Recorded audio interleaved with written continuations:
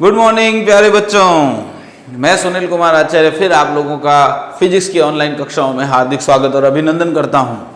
आज अपन फिर अपने फिजिक्स के अंदर कूलाम के नियम को आज एक नए टॉपिक की ओर आगाज करने वाले हैं। एक नया टॉपिक, एक नया जो कह सकते हैं उत्साह है इस नियम के अंदर, वो क्या है इसको जानने की बड़ी इच्छाएं हैं हमारे मन में। तो आज ये इच्छाएं आपकी पूरी होंगी। नया टॉपिक है अपना कूलाम का नियम। तो चलिए सबसे पहले अपन बात करते हैं कूलाम के नियम की। तो सबसे पहले अपन हेडिंग लगा लेते हैं प्यारे बच्चों, कूलाम का नियम। कूलाम का नियम, देखिए कूलाम का नियम क्या कहता है। देखिए जरूर एक कूलाम एक साइंटिस्ट रहा, उस साइंटिस्ट के आधार पर ही आवेश को जो है कूलाम नाम की इकाई मिली। आज अपन जब भी किसी 5 कूलाम, 7 कूलाम, 10 कूलाम पीछे लिखते हैं तो इसका मतलब क्या है, कूलाम को क्यों याद किया जाता है? क्योंकि कूलाम ने कुछ ना कुछ तो आवेशों के बारे में अवश्य ही बताया है। आवेशों के बारे में क्या बताया है उसने, आज हम वो जानेंगे, उसके बारे में अपन पढ़ेंगे। तो चलिए सबसे पहले मैं आप लोगों को बताना चाहूंगा बेटा कि उसने आवेशों से रिलेटेड अपना एक नियम दिया। उस नियम में उसने ये कहा कि यदि मेरे पास 2 स्थिर आवेश हैं, कैसे आवेश हैं? 2 स्थिर आवेश हैं। एक आवेश है मान लीजिए Q1 और एक है दूसरा उससे कुछ दूरी पर रखा है और उसका मान है Q2। ये अपने पास 2 आवेश हैं, स्थिर हैं, रुके हुए हैं। दोनों का जो वेग है उनका वेग 0 है। अभी ये स्थिर अवस्था में है। Q1 और Q2 दोनों की वेलोसिटी जो है वो क्या है? 0 है। तो कूलाम का नियम ये कहता है कि यदि अपने पास 2 आवेश हैं और दोनों अभी फिलहाल एक बार निर्वात में स्थित हैं, तो निर्वात में स्थित इन 2 आवेशों के मध्य, इन 2 आवेशों के मध्य एक बल लगता है। वो बल आकर्षण या प्रतिकर्षण की प्रकृति का हो सकता है। आकर्षण कब होगा? जब दोनों ही विपरीत प्रकृति के हों। और प्रतिकर्षण कब होगा? जब दोनों ही समान प्रकृति के हों, या तो दोनों ही प्लस हों या दोनों ही माइनस हों। तो प्रतिकर्षण, और एक प्लस और दूसरा माइनस हो तो क्या होगा? आकर्षण। तो ये था कूलाम के नियम के अंदर मेन बात कि इस दोनों के बीच में एक बल लगेगा। और ये जो बल है वो 2 बातों पे डिपेंड करेगा। कितनी बातों पे डिपेंड करेगा बेटा? 2 बातों पे। तो अपन लिख देते हैं यहाँ पर उसके नियम को। निर्वात में, देखिए नियम आपको समझ में आ जाएगा। निर्वात में स्थित 2 आवेशों के मध्य, 2 आवेशों के मध्य लगने वाला अब उस बल को हम कहेंगे कूलाम बल, क्योंकि आकर्षण बल भी मैं नहीं कह सकता, प्रतिकर्षण भी नहीं कह सकता हूं, क्योंकि दोनों ही हो सकते हैं। तो उसको एक शब्द में कहते हैं कूलाम बल। क्या कहते हैं? कूलाम बल। तो लगने वाला अपन लिखेंगे कूलाम बल। कूलाम बल दोनों आवेशों के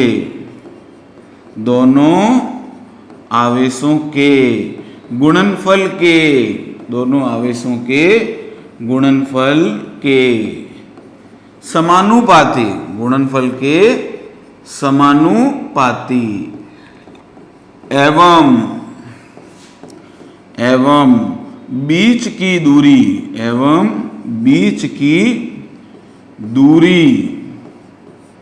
के वर्ग के व्युत्क्रमानुपाती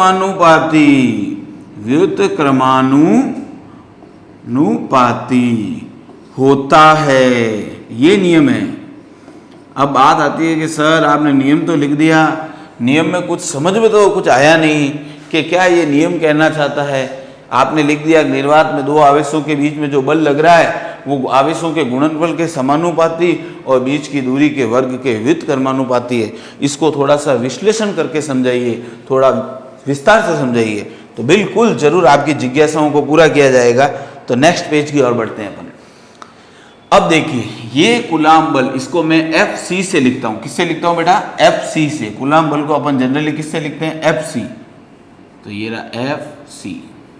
ये समानुपाती का ये चिन्ह होता है, इसके आधार पर अपन समानुपाती और व्युत्क्रमानुपाती लिखा करते हैं। तो ये दो आवेश हैं Q1 और Q2 जिनके कूलाम बल समानुपाती है। समानुपाती का अर्थ ये होता है कि इनका मान जैसे जैसे बढ़ेगा, दो आवेश थे अपने पास, एक था Q1 और एक था Q2 और इनके बीच की दूरी क्या थी R।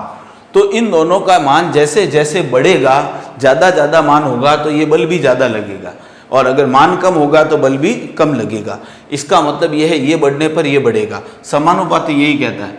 और दूसरी बात ये कह रहा है कि जो कूलाम बल जो है वो दूरी के जो वर्ग के जो है वो व्युत्क्रमानुपाती होता है, यानी कि दूरी जो है वो यदि बढ़ेगी, दूरी यदि अधिक होगी तो बल कम लगेगा, और दूरी यदि कम होगी तो बल अधिक लगेगा।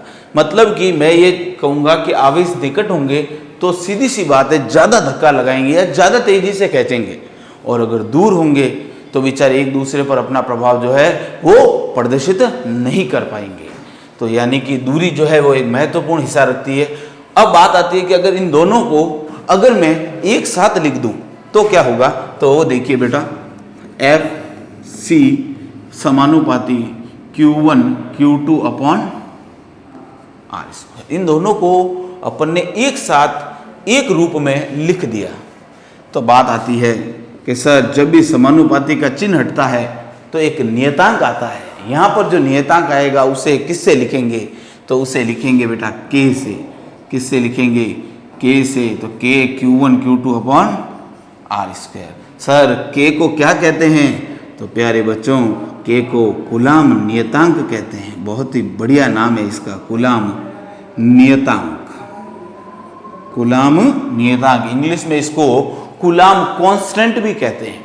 एक चीज और, इस K के बारे में आपको थोड़ा सा बताते हैं कि जो K है इसका एक नाम तो ये हो गया, इसका एक और मान होता है 1/4 पाई, इसको बोलते हैं बेटा एप्सिलॉन नॉट। क्या बोलते हैं, हिंदी में इसको कहते हैं निर्वात की, थोड़ा मैं इधर लिख देता हूं बेटा, यहां से दिखेगा थोड़ा कम आप लोगों को, तो इसको बोल देते हैं निर्वात की विद्युतशीलता। निर्वात की विद्युतशीलता, इंग्लिश में कहते हैं इसको electric permittivity in vacuum. Electric permittivity in vacuum. इसको पढ़ते कैसे हैं, इसको पढ़ते हैं, लिख देते हैं, पढ़ते हैं या बोलते हैं एप्सिलॉन, और अगर 0 लिखा हुआ है तो इसको बोलेंगे नॉट, एप्सिलॉन नॉट। नॉट क्यों बोलते हैं, क्योंकि हमारे बाइनरी जो डिजिट होती है उसमें नॉट जो होता है, नॉट गेट जो होता है, उस नॉट गेट के अंदर दो सिंबल होते हैं, एक 0 और एक 1। 0 को कंप्यूटर नो समझता है, 1 को कंप्यूटर यस समझता है। तो 0 मतलब नॉट, ये नॉट वर्ड यहीं से आया है, तो ये चीज़ ध्यान रखें। ठीक है, चलिए आगे बढ़ते हैं। 1 मिनट के लिए इसको मिटा देते हैं। तो ये चीज़ थी कि K का जो मान होता है वो 1/4 पाई एप्सिलॉन नॉट होता है। अब इस K का मान मैं उठाकर यहाँ रखूँगा बेटा, इस जगह पे, तो F का मान क्या आएगा बताओ, एफ सी बराबर 1/4 pi epsilon not Q1 Q2 upon R²। ये बल का सूत्र आ गया बच्चों, प्यारे बच्चों। ये वैक्यूम में आया, कहाँ आया, वैक्यूम में, यानी कि निर्वात में बल का जो ये है वो सूत्र है। K का ये मान होता है 1/4 पाई एप्सिलॉन नॉट। एक बात और आपको बताते हैं, इस K का एक निर्वात के अंदर कहें तो एक फिक्स मान होता है, वो होता है 9 × 10⁹ और इस K का मात्रक होता है newton metre square upon coulomb square. Sir ये समझ में नहीं आया, ये आपने जो इकाई लिखी है ये कहाँ से लिखी है, newton metre square upon coulomb square. ये चीज़ हमें थोड़ा सा समझा दीजिए। तो पहले दिमाग में ये नोट कर लेना, इसको मैं समीकरण नंबर 1 दे देता हूँ, ये मुझे काम आएगा बेटा आगे। ठीक है, तो फिलहाल जो है वो इसकी बात करते हैं कि जो k का जो मात्रक है वो कहाँ से आया। चलिए आगे बढ़ते हैं। यहाँ से देखिए, अगर इस समीकरण को देखिए, इस पे जो मैं गोला मार रहा हूँ, इस समीकरण से यदि आप k की वैल्यू निकालना चाहें तो क्या आएगी बेटा बताओ। यहाँ से k की वैल्यू आएगी, यहाँ से k की वैल्यू आएगी f r स्क्वायर, इधर चला जाएगा Q1 Q2, तो Q1 Q2, तो ये किसका मान आया बेटा, k का मान आया। तो k का अगर मान आया तो k बल का मात्रक क्या होता है, न्यूटन। दूरी r, दूरी का मात्रक क्या होता है, मीटर, तो दूरी का स्क्वायर है तो मीटर स्क्वायर। आवेश का मात्रक क्या होता है, कूलाम, तो कूलाम इंटू कूलाम क्या बना, कूलाम स्क्वायर, तो ये मात्रक आ गया newton metre square upon coulomb square. बहुत ही बढ़िया, शाबाश। अब देखिए बेटा, इस पेज के अंदर ये इक्वेशन याद रखना, ये काम आएगी अभी आगे। चलिए आगे बढ़ते हैं कि सर आपने k का जो मात्रक है, k का मात्रक जो है वो आपने लिखा, ये वाला क्या लिखा था आपने, newton metre square upon coulomb square. तो लगे हाथ सर इसकी विमा भी बता दीजिए। बिल्कुल बताएंगे प्यारे बच्चों। विमा, विमा यानी कि डायमेंशन। विमा देखिए, बल की विमा क्या होती है, m1 L1 T-2, छोटे से पढ़ते आ रहे हैं अपन 11th क्लास से। मीटर, दूरी की विमा क्या होती है, L2, लंबाई 2 बार है इसलिए L2। और आवेश की विमा, ये तो सर आपने पहले ही बता दी थी, वो क्या थी बेटा, A1T1, क्या थी, A1T1। लेकिन सर यहाँ तो 2 है कूलाम के ऊपर, तो यहाँ पे भी स्क्वायर आ जाएगा, ठीक है। तो इस प्रकार से अगर देखें अपन तो यहाँ बनेगा M1 L, देखो 2 और 1 कितना हो गया, 3 T-2, और नीचे बन जाएगा A1 की पावर 2 है तो A2, T की पावर भी हो जाएगा T2। अब इसको सॉल्व करेंगे तो क्या आएगा बच्चों, थोड़ा बड़े ब्रैकेट में ही बंद करे रखें इसको अभी। तो ये हो जाएगा आपके M1, और उसके बाद L देखिए 3 है, और कहीं L है नहीं है, तो L3। ये T-2 है, ये 2 ऊपर जाएगा तो माइनस का 2, -2 और -2 -4। बहुत बढ़िया, शाबाश, सुन पा रहा हूं मैं, आप लोगों की आवाज मेरे पास आ रही है। 2 ऊपर अगर जाएगा तो a की पावर -2, तो ये विमा हो जाएगी। ये क्या हो जाएगी, विमा हो जाएगी कूलाम नियतांक की। ये आपके सामने प्रदर्शित है। अब बात आती है सर, अगर आपने कूलाम का अगर मात्रक बता दिया, उसकी विमा बता दी, तो आप एप्सिलॉन नॉट की भी बता दीजिए, उसमें क्या है। देखिए सर, आपने अभी एक सूत्र बताया था, देखिए आप ही बोल रहे हैं, मैं नहीं बोल रहा हूं बेटा, कि सर आपने एक सूत्र बताया था, ये वाला बिल्कुल बताया था बच्चों। तो सर इसमें तो ये 1/4 कांस्टेंट है, बिल्कुल, बहुत बढ़िया, शाबाश। और कांस्टेंट की तो सर आपको पता है कोई विमा होती ही नहीं है। वेरी गुड, बहुत बढ़िया।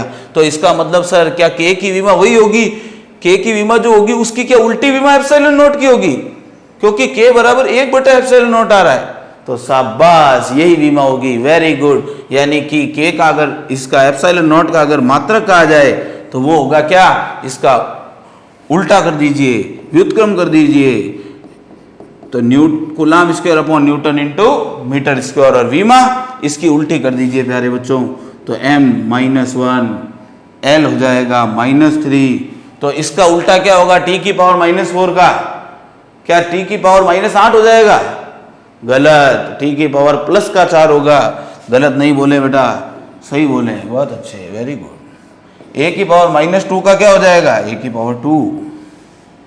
गुड, ये विमा कभी एग्जाम में, कभी कंपटीशन के अंदर, एक्स ग्रुप वाई ग्रुप के अंदर ये क्वेश्चन बहुत बार पूछे गए बेटा कि एप्सिलॉन नॉट का मात्रक क्या है, k का मात्रक क्या है, k की विमा क्या है, एप्सिलॉन नॉट की विमा क्या है। तो उनको बोल देना कि हमारे गुरुदेव ने हमें बहुत अच्छे से ये चीज़ समझा रखी है, हम आसानी से बता देंगे। बहुत ही बढ़िया, अति उत्तम। चलिए आगे बढ़े बेटा। तो मैंने आपको कहा था, जो आपने भूत में अपने आज से 1 या 2 पेज पहले जो आपने पढ़ा था कि कूलाम के नियम के अंदर एक समीकरण दिया था, एक, उसका यूज आने वाला है। तो देखिए कि जो कूलाम का नियम हमने पढ़ा, उसमें दो आवेश थे, वो निर्वात में थे। कहाँ थे? निर्वात में। अब हम बात करेंगे कहाँ पर? माध्यम में। कहाँ बात करेंगे? माध्यम में। तो माध्यम में कूलाम बल क्या लिखेंगे यहाँ पर? माध्यम में, चलो हेडिंग थोड़ा सा अच्छे से लगा देते हैं। माध्यम में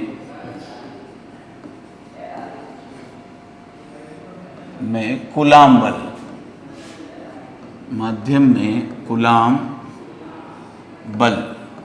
तो माध्यम में कूलाम बल में कोई खास कुछ नहीं है।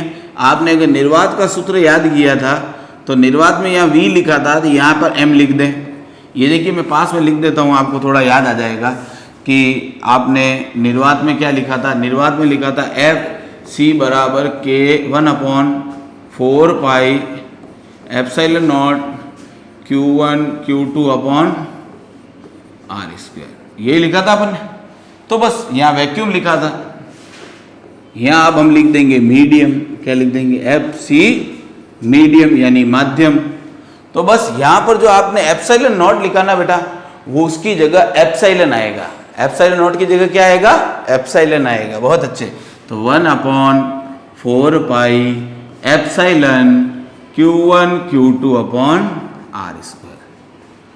सर ये एप्सिलॉन क्या है? हमें तो मालूम ही नहीं है, थोड़ा बता दीजिए ना सर प्लीज।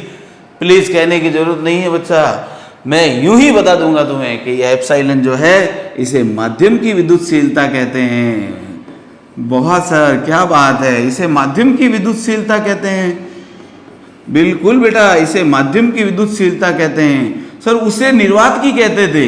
उसे क्या कहते थे सर? निर्वात की कहते थे। और बस यहाँ पर जो है बस नॉट नहीं आएगा, बस इतना सही है। बिल्कुल इतना सही है बच्चों।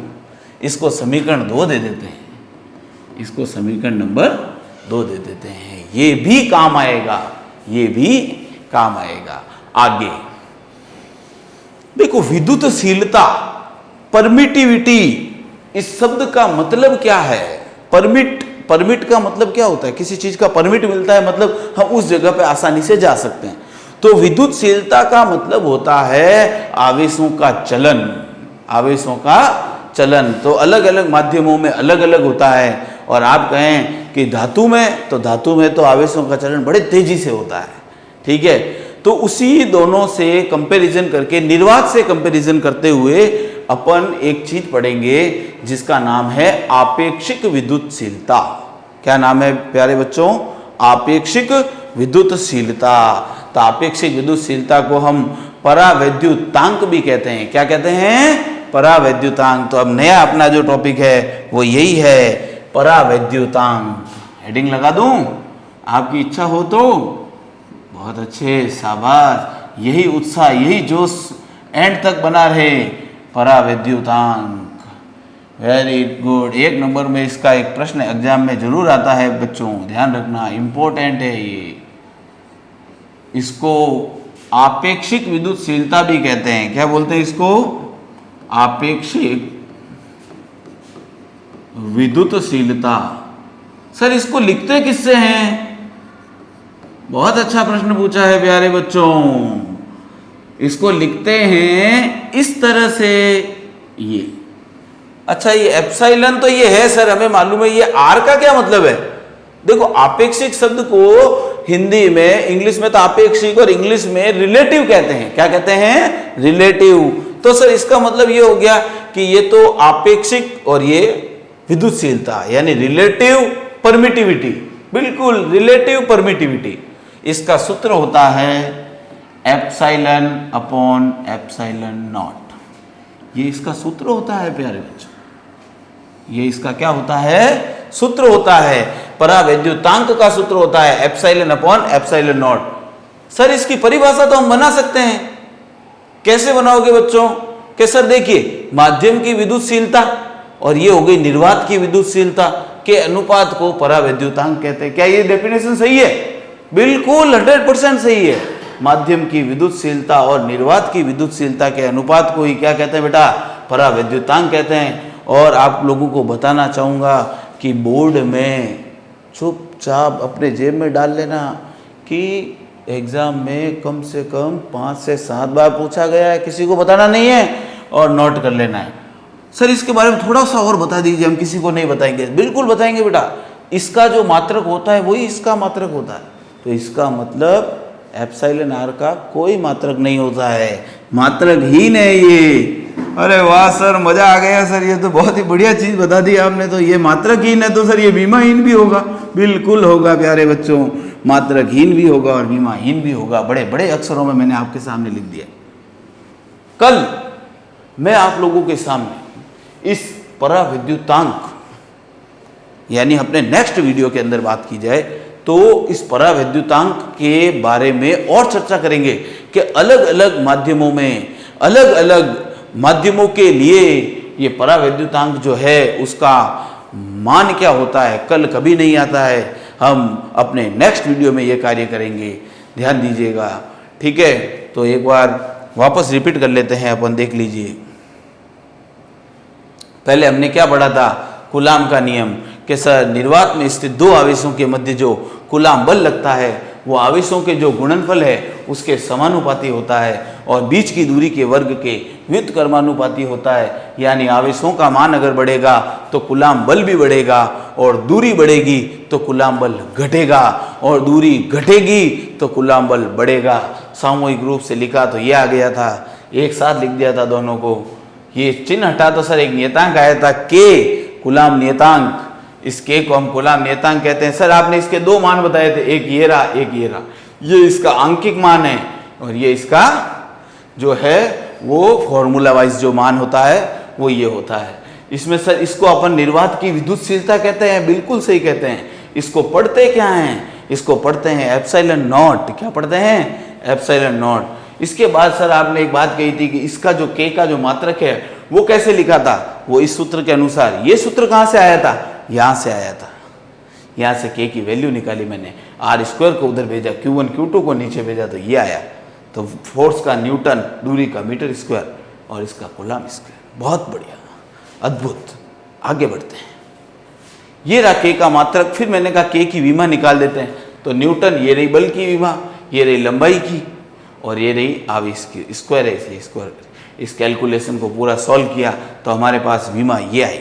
उसके बाद अपन ने बात की थी कि इस एप्सिलॉन नॉट की विमा क्या है। तो मैंने क्या कहा था? के का एक मान ये भी आया था। तो ये मान आया था, तो यहाँ से अपन ने ये जो एप्सिलॉन नॉट लिखा हुआ है कि सर ये तो कांस्टेंट है, तो इसका जो मात्रक होगा और जो विमा होगी उसकी उल्टी इसकी होगी, तो वो हमने लिख दी। उसके बाद अगर अपन बात करें अपने नेक्स्ट, तो वो था अपने माध्यम में कूलाम बल। माध्यम में कूलाम बल में कुछ नहीं है, जो निर्वात में सूत्र आया था प्यारे बच्चों, वहां पर एप्सिलॉन नॉट की जगह हमने क्या लिख दिया? एप्सिलॉन। इस एप्सिलॉन को हम क्या कहते हैं? माध्यम की विद्युतशीलता। बहुत बढ़िया। चलिए, और उसके बाद अपन ने जो चर्चा की थी वो चर्चा की थी परावैद्युतांक की, आपेक्षिक विद्युतशीलता की। तो ये आपेक्षिक विद्युतशीलता क्या होती है कि माध्यम की विद्युतशीलता और निर्वात की विद्युतशीलता का जो अनुपात है वो हमें माध्यम की विद्युतशीलता कहते हैं और इसका कोई मात्रक और कोई विमा नहीं होती। अब नेक्स्ट वीडियो के अंदर अपन जानेंगे कि इस परावैद्युतांक का जो मान है वो अलग अलग माध्यमों के लिए क्या होता है और इसके मान से क्या प्रभाव पड़ता है। तब तक के लिए सभी बच्चों आप लोगों का हार्दिक स्वागत और अभिनंदन करता हूँ, ठीक है। और नेक्स्ट वीडियो के लिए सभी सजग रहें, सभी उत्साही रहें। जरूर अपन परावैद्युतांक के बारे में बड़ा अच्छा, बहुत अच्छी चीज़ समझने वाले हैं। Thank you.